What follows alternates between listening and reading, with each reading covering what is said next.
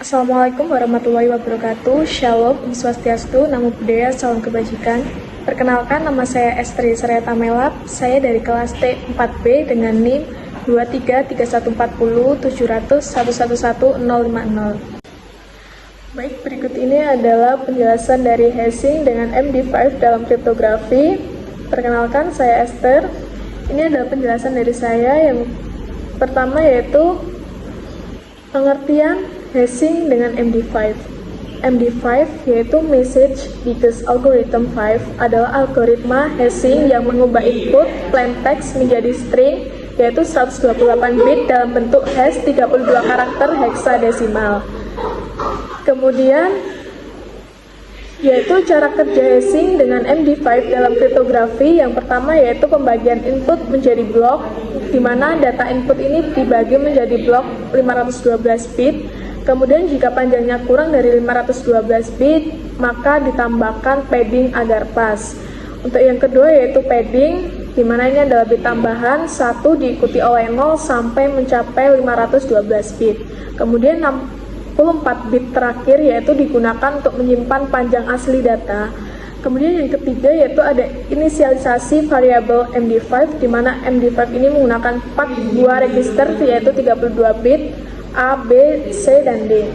Kemudian yaitu ada pemrosesan data menjadi 64 langkah, di mana data ini diproses dalam 4 putaran masing-masing yaitu 16 langkah. Kemudian menggunakan operasi logika AND, OR, XOR, NOT, dan bitwise switch. Kemudian tiap langkah ini menggunakan konstanta unik untuk memodifikasi data. Untuk cara kerja yang terakhir yaitu hasil akhir atau diges, di mana setelah proses selesai hasilnya adalah hash 128 bit yang biasanya akan ditampilkan sebagai 32 karakter heksadesimal. Untuk yang selanjutnya yaitu karakteristik hashing dengan MD5 dalam kriptografi, di mana yang pertama yaitu ada one way function, yaitu fungsi satu arah. MD5 ini bersifat irreversible, artinya setelah suatu data diubah menjadi hash MD5 tidak bisa dikembalikan ke bentuk aslinya. Untuk yang selanjutnya yaitu ada panjang hash tetap, yaitu 128 bit atau 32 karakter heksadesimal. Berapapun panjang inputnya, hasil hash MD5 itu selalu memiliki panjang 128 bit dengan 32 karakter dalam format heksadesimal. Kemudian yang ketiga yaitu ada deterministik, di mana input yang sama akan selalu menghasilkan hash yang sama. Untuk yang terakhir yaitu ada avalanche effect, yaitu perubahan kecil mengubah hash secara drastis, di mana jika ada perubahan kecil pada input, hasil hash akan berubah total. Ini disebut avalanche effect yang penting untuk keamanan. Untuk yang selanjutnya yaitu ada kelebihan dan kekurangan hashing dengan MD5 dalam kriptografi, di mana kelebihan yang pertama yaitu cepat dan efisien. Proses hashing MD5 itu sangat cepat dibandingkan dengan algoritma lain seperti SHA-256 atau Bcrypt. Kemudian yang kedua itu cocok untuk aplikasi yang membutuhkan kecepatan tinggi dan bukan untuk keamanan. Untuk kelebihan yang kedua yaitu sangat mudah diimplementasikan, di mana sudah tersedia hampir semua bahasa pemrograman seperti PHP, Python, Java, and JavaScript. Kemudian yang ketiga yaitu ada sering digunakan untuk verifikasi integritas file, di mana MD5 ini masih berguna untuk checksum files dalam mendeteksi perubahan file yang tidak disengaja. Contoh penggunaannya yaitu memverifikasi bahwa file yang diunduh tidak rusak atau berubah. Kemudian MD5 ini juga memiliki kekurangan yang pertama yaitu mudah diserang dengan collision attack, di mana collision attack ini ada dua input berbeda dapat menghasilkan hash MD5 yang sama. Kemudian membahayakan integritas data karena seseorang bisa membuat file berbeda dengan hash yang sama. Untuk kekurangan yang kedua yaitu rentan terhadap rainbow table attack. Rainbow table attack ini adalah kumpulan hash MD5 yang telah diproses sebelumnya untuk mempermudah peretasan. Kemudian jika password seperti password 123 ini memiliki hash yang sama di banyak sistem, hacker bisa mencarinya di rainbow table. Untuk kekurangan yang ketiga yaitu tidak aman terhadap brute force attack, di mana karena hashing MD5 ini sangat cepat, maka hacker itu bisa mencoba jutaan kombinasi per detik untuk menemukan password yang cocok. Berikut ini adalah implementasi hashing dengan MD5 dalam kriptografi. Baik, berikut ini adalah contoh dari sistem web yang saya buat, yaitu sistem elelang pada web sebelumnya yang pernah saya buat dan dengan teman saya. Di sini kita tidak mempunyai akun, jadi kita akan melakukan registrasi terlebih dahulu. Contohnya yaitu kita bisa di full name ini kita bisa mengetikkan nama random seperti ini. Kemudian username.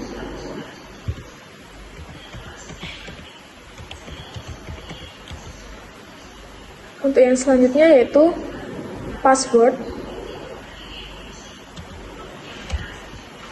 Password yang saya buat yaitu angka random, di mana saya mengetikkan 2345. Kemudian kita ulangi lagi 2345 untuk password, dan kita bisa memilih yaitu sebagai admin, operator, atau user. Kita mencoba memilih sebagai user. Kemudian kita register. Nah, registrasi berhasil, kita akan melakukan login dengan username yang sudah kita buat pada menu register tadi, yaitu berikut. Kemudian jangan lupa untuk masukkan password. Kemudian kita melakukan sign in. Jadi berhasil melakukan registrasi, maka kita bisa melihat hasil dari akun untuk membuat registrasi tersebut. Kemudian kita beralih ke database, kita refresh terlebih dahulu, maka akan dihasilkan tampilan yaitu dari database di localhost ini, yang dimana awalnya user yang memasukkan di plain text atau data yang bisa dibaca dengan manusia akan diubah menjadi data yang telah dienkripsi dan tidak bisa dibaca tanpa didekripsi. Seperti contoh yang tadi user sudah masukkan, di mana tadi melakukan registrasi yaitu menggunakan password dan juga username. Kemudian dari database ini melakukan hashing terhadap plain text yang sudah user masukkan. Jadi hasil dari plain text itu di enkripsi atau di hash, yaitu menjadi ciphertext yang dikirim dan disimpan ke dalam database.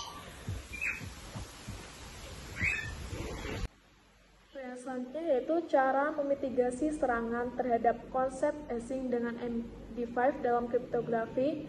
Yang pertama yaitu gunakan algoritma hashing yang lebih aman, di mana serangan seperti collision attack dan rainbow table attack ini membuat MD5 itu tidak aman, maka gunakan algoritma yang lebih kuat. Contohnya yaitu ada SHA-256, SHA-512 untuk keamanan data umum, kemudian Bcrypt yaitu untuk hashing password, dan Argon2 yaitu untuk algoritma terbaru dan lebih aman untuk password. Untuk yang selanjutnya yaitu gunakan SALT untuk mencegah rainbow table attack, di mana MD5 itu rentan terhadap serangan rainbow table atau table pre-compute hash. Untuk solusinya yaitu tambahkan salt atau nilai acak unik ke dalam input sebelum hashing. Kemudian itu setiap pengguna harus memiliki salt unik agar password yang sama itu tidak menghasilkan hash yang sama. Kemudian batasi upaya login untuk cegah brute force attack, di mana MD5 dapat diretas dengan brute force attack. Hacker itu mencoba jutaan kombinasi password per detik. Solusinya yaitu batasi jumlah pencobaan login dengan captcha atau time delay, kemudian gunakan sistem rate limiting untuk mengurangi upaya brute force.